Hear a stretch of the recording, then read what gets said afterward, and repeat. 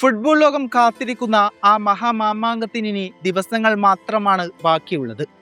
വടക്കേ അമേരിക്കൻ ഭൂഖണ്ഡത്തിൽ പന്തുരുളുമ്പോൾ ലോകമെമ്പാടുമുള്ള കാൽപന്ത് പ്രേമികളുടെ കണ്ണ് ഒരു സംഘത്തിലാണ്. അതെ, സെലസാവോ ദാസ് കിനാസ്, പോർച്ചുഗൽ.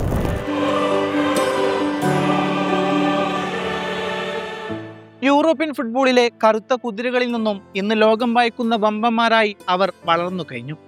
അനുഭവ സമ്പത്തിന്റെ കരുത്തും യുവത്വത്തിന്റെ ചോരത്തിളപ്പും ഒത്തിണങ്ങുന്ന ഈ 2026 പോർച്ചുഗൽ ലക്ഷ്യമിടുന്നത് ഒന്ന് മാത്രമാണ്: അവരുടെ ചരിത്രത്തിലെ ആദ്യത്തെ ഫിഫ ലോകകപ്പ് കിരീടം. 41 വയസ്സിലും ആ വേഗതയ്ക്ക് ഒരു കുറവ് പോലുമില്ല. ആ ലക്ഷ്യബോധത്തിന് മാറ്റവുമില്ല. 5 അല്ല 6ാമത് ലോകകപ്പ് കളിക്കാൻ ക്രിസ്ത്യാനോ റൊണാൾഡോ എന്ന ഇതിഹാസം കൂട്ടുകെട്ടുമ്പോൾ അത് കേവലം ഒരു പങ്കാളിത്തം മാത്രമല്ല, മറിച്ച് ഫുട്ബോൾ ചരിത്രത്തിന്റെ പുനർവായാണ്. 2006 ജർമ്മനിയിൽ തുടങ്ങി ഇങ്ങ് 2026 എത്തി നിൽക്കുമ്പോഴും പോർച്ചുഗലിന്റെ ആക്രമണ നിരയിൽ അയാൾ മുമ്പിൽ തന്നെ നിൽക്കുന്നുണ്ട്. സൗദി ലീഗിലെ മികച്ച ഫോമും ദേശീയ ടീമിനോടുള്ള കളിമികവും മാർട്ടിനസിന്റെ തന്ത്രങ്ങളിൽ റൊണാൾഡോ ഇന്നും എത്രത്തോളം പ്രധാനിയാണെന്ന് വ്യക്തമാക്കുകയാണ്. തന്റെ കരിയറിലെ ബാക്കിയുള്ള ഒരേയൊരു അപൂർണ സിംഹാസനം കീഴടക്കാൻ അയാൾക്ക് സാധിക്കുമോ?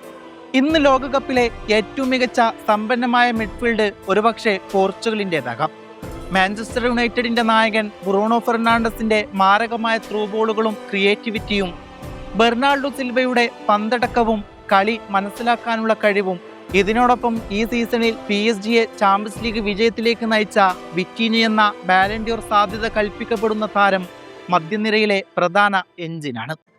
യുവതാരം ജാവോ നെവസ് കൂടെ എത്തുമ്പോൾ എതിരാളികളുടെ പ്രതിരോധ പൂട്ടുപൊളിക്കാൻ ഈ മാന്ത്രികവാദികൾക്ക് നിഷ്പ്രയാസം സാധിക്കുമെന്ന് ഉറപ്പ് തന്നെയാണ്.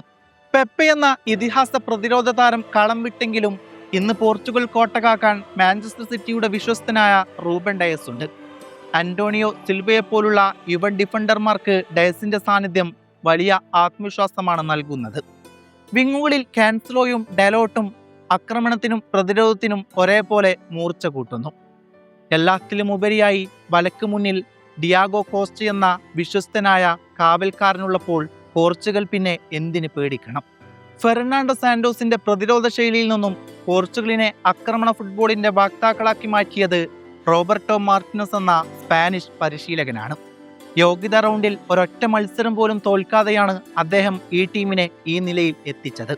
റൊണാൾഡോ എന്ന ഇതിഹാസ താരത്തെ കൃത്യമായി ഉപയോഗിക്കുന്ന പരിശീലകനാണ് മാർട്ടിനസ്. കൂടാതെ റാഫേലിയാവോ, ഗോൺസാലോ റാമോസ്, ഫ്രാൻസിസ്കോ ഗോൺസിയാവോ തുടങ്ങിയ യുവ പ്രതിഭകൾക്ക് കൃത്യമായ അവസരങ്ങൾ നൽകാൻ മാർട്ടിനസിന് സാധിച്ചിട്ടുണ്ട്. 4-3-3 എന്ന ശൈലിയിലും 3-4-3 എന്ന ശൈലിയും ഒരേപോലെ കളിക്കാൻ കഴിയുന്ന ഫ്ലെക്സിബിലിറ്റിയാണ് ഈ ടീമിന്റെ പ്രധാന സവിശേഷത. സത്യം പറഞ്ഞാൽ ഈ ടീമിന്റെ പ്രതീക്ഷകൾ വാനം മുട്ടയാണ്, പ്രവചിക്കാൻ സാധിക്കാത്തതാണ്. ഗ്രൂപ്പ് ഘട്ടത്തിലെ കടമ്പകൾ കടന്ന് നോക്കൌട്ടിലേക്ക് എത്തുമ്പോൾ സമ്മർദ്ദത്തെ അതിജീവിക്കുക എന്നത് പ്രധാനമാണ്. മുൻകാലങ്ങളിൽ ക്വാർട്ടർ ഫൈനൽ മത്സരങ്ങളിൽ കാലിടറിയ ചരിത്രം പോർച്ചുഗലിനുണ്ട്. എന്നാൽ ഈ 2026 അവർ വന്നിരിക്കുന്നത് കേവലം ഒരു ടീമായി മാത്രമല്ല, ഒരു വൻ ശക്തിയായിട്ടാണ്.